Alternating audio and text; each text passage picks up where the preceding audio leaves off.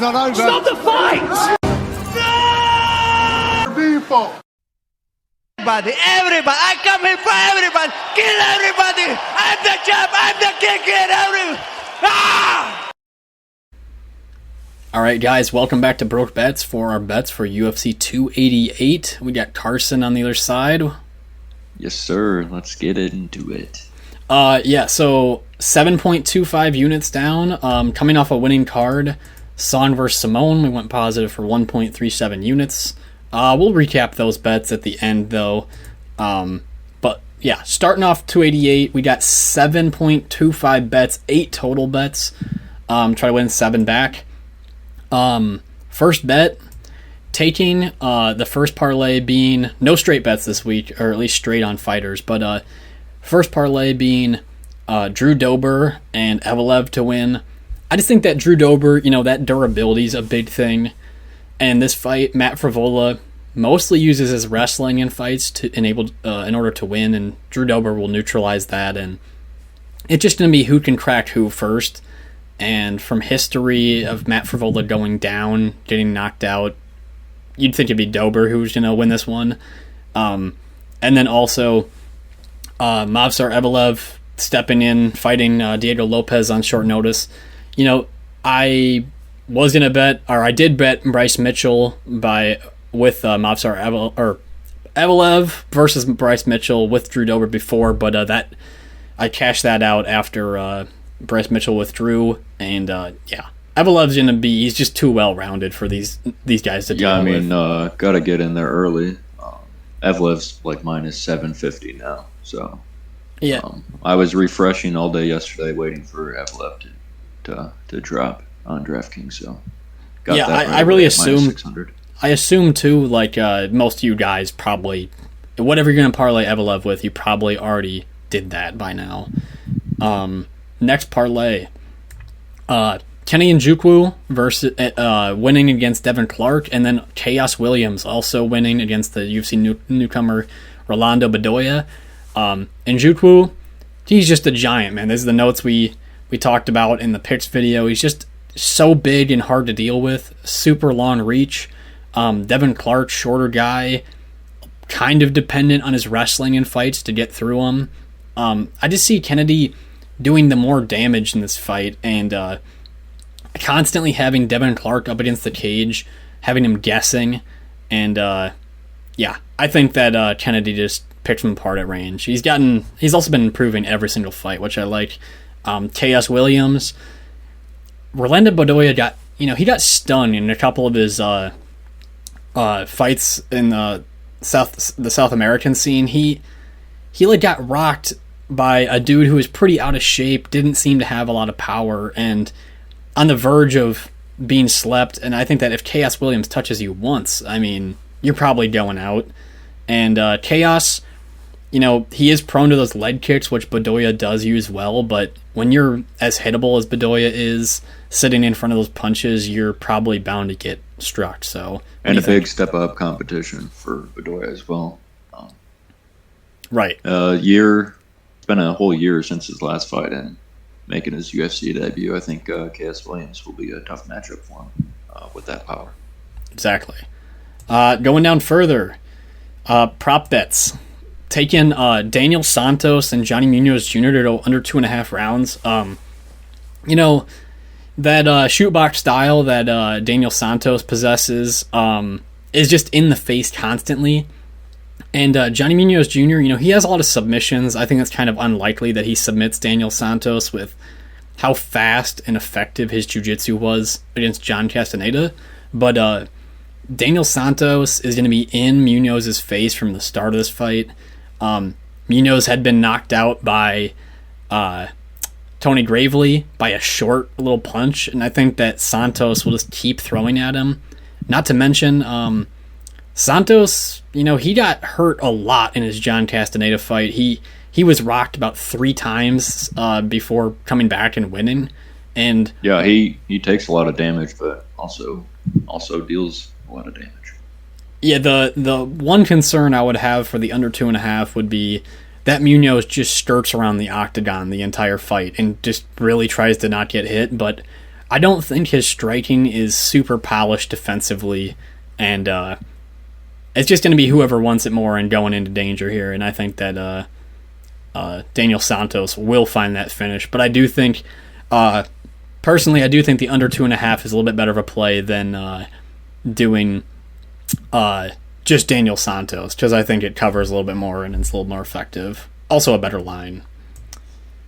Going down, like we were talking about with Khaos Williams by KO, it's just going to be that one big punch, and I got to put a little extra cheddar on it.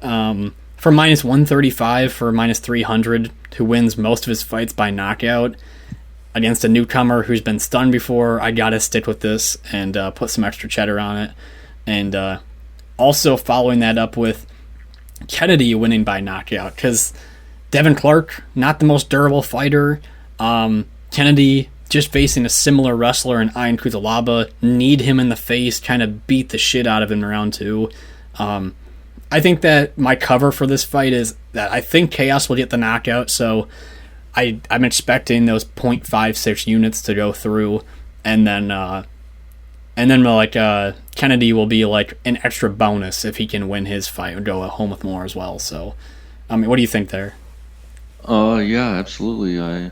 I think Clark could have some success early, but ultimately I think Kennedy will find that knockout at some point.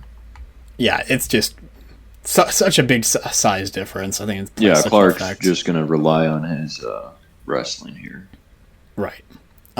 Next bet, Zhalgas Zhumagulov, Rafael Estevam, over 2.5, and Ikram Aliskerov versus Phil Hawes, under 2.5. I think Zhalgas Zhumagulov is a good underdog for anyone to take in this situation, but I have more confidence in this one going the distance. Estevam has shown that he's not a slouch on the feet and that he can stick around and eat Zhalgas' shots, I do believe, and Zhalgas has only been finished recently by Manel Kopp, and other than that, he's been kind of surviving these guys. He's extremely fast and really can't be held down on the ground that easily by anybody. So I have a hard time seeing Zhalgas getting finished in this fight unless it's a eccentric like head kick, some kind of crazy knockout. And then for Ikram, Phil Hawes. Phil Hawes, as good of a boxer striker in round 1 he may look. He could easily get a knockout there, but like we talked about before, he has a huge durability issue, and sticking up to those punches when he's tired in rounds 2 and 3, and he'll probably defend the takedowns in round 1, but as time gets on, he gets more tired, his muscles get more heavy. I think he slows down and Ikram finishes him somehow, but again, I wouldn't doubt round 1 KO for Phil Hawes either, and think that he's only been the distance like 1 or 2 times, and it's been like Imavov and someone else, but I expect that Zhalgas. Yeah, I expect that one to end, and yeah, good number to it. I think minus 205 is a pretty fair number there.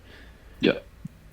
Moving down further, I'm going with the Drew Dober Matt Frevola fight, under 2.5 rounds. Again, it's going to be a slugfest, and there's going to be no man just circling the octagon the whole time. They'll probably be right in each other's face, and I'm just going to give it some extra time and take the under 2.5 instead of the under 1.5. And I'm pairing that with Yan Xiaonan and Jessica Andrade to go over 1.5 rounds. Yan Xiaonan, she makes people miss quite a bit, and Andrade, she was missing a lot of strikes versus Aaron Blanchfield most recently. Yan Xiaonan made Marina Rodriguez a more accurate striker, miss a lot of strikes. And I feel like Yan is just going to circle the octagon. And even if she does get taken down for the first round, I think it's going to take over a round and a half until they still find a ground game finish possibly. So I do like this one to go over 1.5, and also keeping your eyes on the Yan Xiaonan by decision prop is probably pretty good as well, because that's how she wins fights. And then finally, taking Bilal Muhammad and Gilbert Burns to start round 3, and Aljamain Sterling and Henry Cejudo to start round 4. Bilal, decision man. He knocked out Sean Brady, but other than that, doesn't have a lot of power in the hands. Gilbert Burns, then to a lot of decisions, he has the power in his hands, but he doesn't have the slick timing of other strikers, and that's why people don't go to sleep as bad on him. But this one probably is the more scary leg because Burns will swing for the fences, and he's a guy that's been known to get knocked down by jabs. You've seen that. And that's what Bilal does have, is a decent jab. Yeah, and straight punches. It's not powerful by all means, but I mean, if it hits him in the right spot, he could go down. The other good thing would be that I don't think Bilal would follow Gilbert to the ground. So if Gilbert does get knocked down, it's most likely that he will just lay on his back and get back up. So, and then finally, I think that the main event goes to round 4. Aljo, I don't think he gets the takedowns in this fight. Henry Cejudo's only been taken down once by DJ, and he got right back up. Not really too concerning from that. And Henry, I think he just invests in those low leg kicks into the late rounds. And when the reason I don't want to play the over 4.5 is because Aljo slows down late in these fights, and Henry can be a brawler when he notices his opponent's fading. You see that in the Marlon Moraes fight. And I'm not going to play that risk of letting that go too long. So I do like this one to go to round 4. Sterling 8 punches from Piotr Jan for multiple rounds. And I think the only scare for me, honestly, would be like an Aljamain Sterling knee up the middle, because Henry's short and it would hit him in the chin possibly. But I don't want to call that into existence. I might have just done that. Maybe Cejudo gets the knee with Sterling. Maybe. I mean, takedown. Sterling shoots such shitty takedowns. I mean, it could easily happen. Other plays I've been looking at. Oh God, Kron Gracie. If you're gonna bet him, just bet him by submission. I think Marina Rodriguez as a chick is a good pick, but I'm just gonna stay away. And anything else you had your eyes on for this card? Yeah, kind of mentioned it earlier, but Yan Janoun by decision. Yeah. I think that's probably the only way she does win, and she could steal the first 2 rounds, and then Andrade could come back on the third. So, right. All right, quick. We'll now recap Son versus Simone. Again, plus 1.37 units. First straight bet, Fernando Padilla. Easiest bet. He just walked straight through Rosa, and the film didn't lie on this fight with his boxing. And in the finishing sequence, he did not miss a strike on Erosa's face. He just pummeled him, and people questioned the stoppage, but guess what would have happened a second later? I think Padilla would have put him right back down. So, nothing surprising there. Charles Johnson ended up being a bad bet. I didn't anticipate him to give up his back as much as he does, but these guys who are skinnier, they fight to get back up their feet, they give up their back, and then Durden just 1 minute off of that position. And Johnson just doesn't have the best awareness just to put it on somebody, use knees up the middle, and go for the win on a fight. Yeah, I mean, I think Durden had better wrestling against Johnson than what Makayev did. Yeah, I would agree. Makayev had no control. Controlling him. Yeah. And then parlays, Vieira got pretty lucky with that. I mean, he's damn near knocked out, but we know Cody Brunage doesn't have a great, MMA IQ, clearly, with pulling that guillotine. And then Vieira just fucking destroyed him in the arm triangle. And then Bralo, just incredibly solid fighter, can do everything. He can strike on the feet. He has very good striking defense. I mean, Ola Jacek was swinging as hard as he could, and Bralo's rolling all those punches. Yeah, it looked like Ola Jacek was going to clip him a few times, but yeah. Right, and Ola Jacek's takedown defense looked very good in round 1, and Bralo was just persistent and wore him out. So, definitely a threatening fighter going forward. Quinlan by finish, I mean, man, Trey Waters just too fucking big. Very skillful, but I don't know how he makes the weight class. Quinlan didn't know how to get into range, use shorter punches to get in the range to find his big shots, but I don't know how much I can also discredit Quinlan when Trey Waters fought as well as he did, so yeah, that was a tough one. Quinlan would just try to jump in range and throw a hook, and he'd get countered every single time. He didn't change up any of his combinations there. Right, he just got countered every time. Finally, your final parlay, which won us some nice change back. Cody Durden, Charles Johnson over 1.5. That was pretty easy. And Brunage and Vieira under 2.5. That was pretty easy. Yeah, we felt like there was going to be a stoppage one way or another in that Brunage Vieira fight, and then Johnson, he's just durable, and he goes to decision nearly every fight. Right. Well, hopefully we continue this winning streak, guys. Drop a like, comment, subscribe, and we'll pump out these good cards for you. Anything else you got? Sure.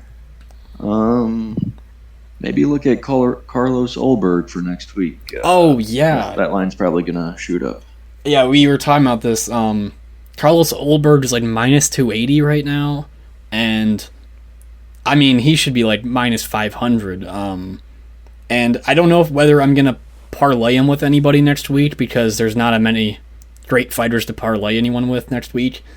But I might just put like 2 units on him by KO when that comes out. Kind of tough. And I know you're doing this. I think I'll be Khaos, Williams, and Ulberg next week.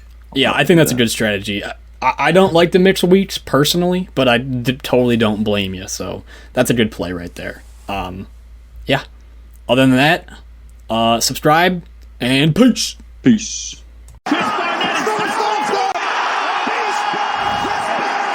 I know. It doesn't matter from the trenches. I'm built like this. The old down to me said I couldn't do it. The old said I couldn't do it. Look at me now.